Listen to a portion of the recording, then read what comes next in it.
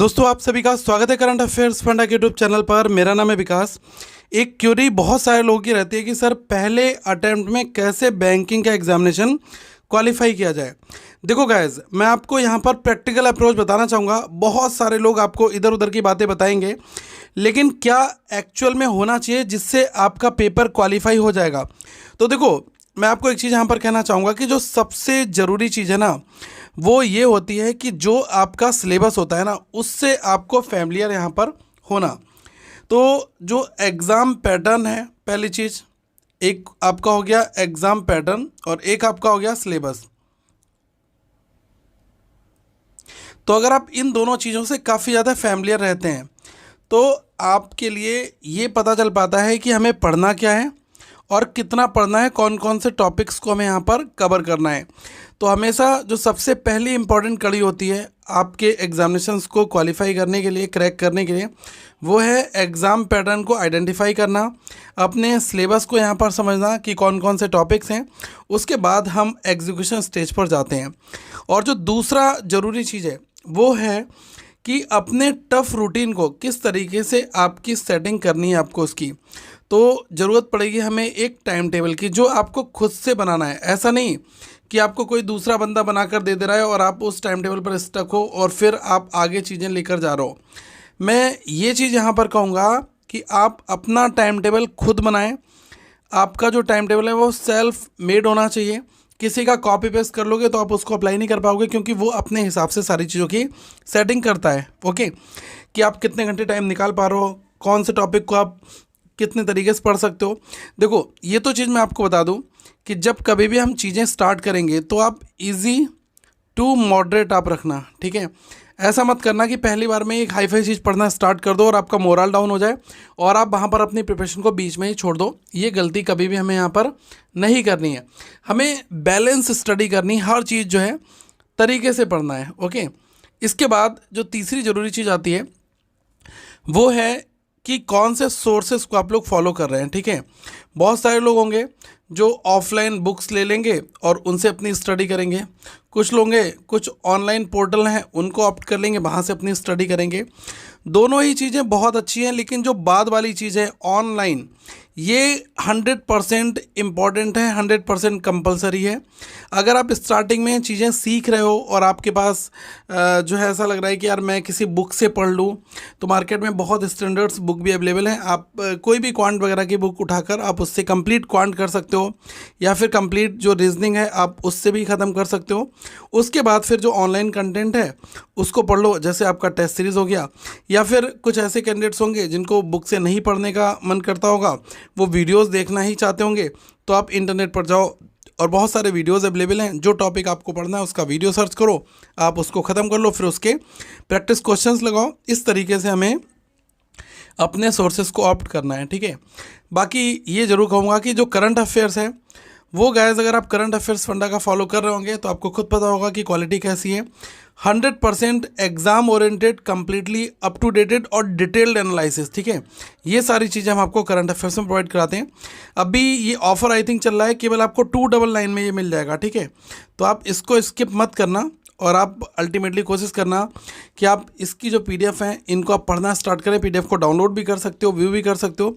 एक एक वीक की पीडीएफ पढ़ो, अगर आप डेली नहीं पढ़ सकते, लेकिन हाँ अल्टीमेटली आपको खुद लगेगा कि हाँ यार मेरी प्रिपरेशन अब आगे अल्टीमेटली बूस्ट यहाँ पर हो रही है, ठीक है। इसके बाद गाइस जो चौथा पॉइंट है, फोर्थ पॉइंट, ठीक है।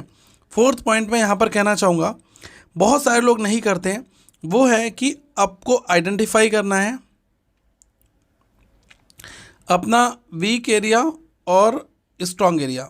ऐसा मैं क्यों कह रहा हूँ, क्योंकि कई बार क्या होता है ना कि हम लोग जब मैथ्स पढ़ते हैं क्वांट सेक्शन, तो आप उसमें नंबर सीरीज़ ही पूरे दिन पढ़ते रहते हो, या फिर आप देखोगे क्वाड्रेटिक ही पढ़ते रहते हो। आपका अरिथमेटिक का आपको टाइम ही नहीं मिल पाता कि यार मुझे अरिथमेटिक क्वेश्चंस जो हैं वो बनाने हैं, कब बनाने हैं क्वांट में, ठीक है। मैं क्वांट की बात कर रहा हूँ। तो मैं ये बताना चाह रहा हूँ कि जो आपका स्ट्रॉन्ग एरिया है ना, उस पर आप करो, थोड़ा थोड़ा मेहनत करो, लेकिन जो आपका वीक सेक्शन है उसको आप 3-3 4-4 घंटे डेली दो, तो ये भी थोड़ा सा अच्छा हो जाएगा, ठीक है।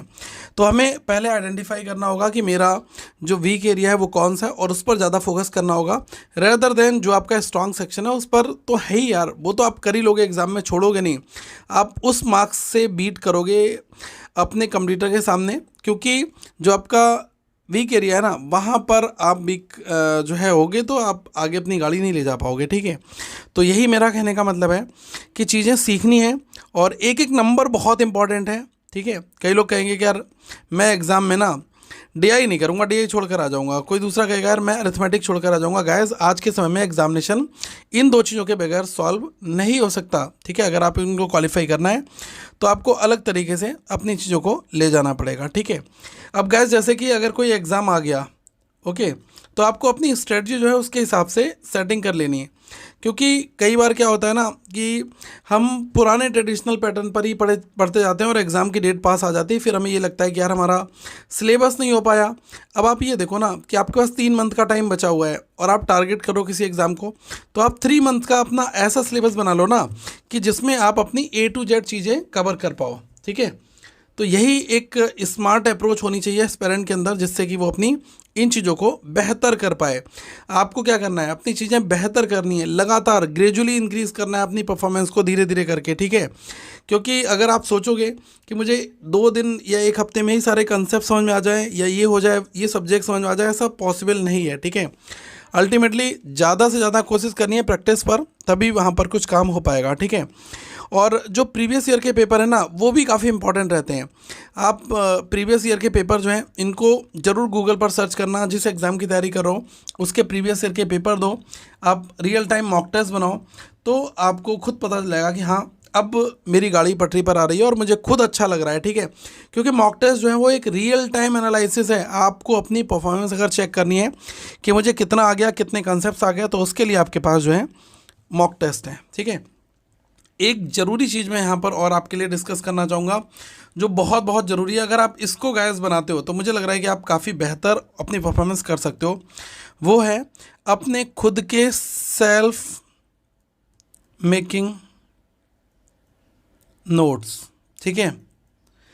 मैं इसको इसलिए कह रहा हूँ, ये आप नोट कर लो, SMN, ठीक है, सेल्फ मेकिंग नोट्स। अपने खुद के नोट्स आपको बनाने हैं और इनको आप शॉर्ट में बनाओ ताकि आप एग्ज़ाम के टाइम पर इसको अच्छे से रिवाइज़ कर लो, ठीक है।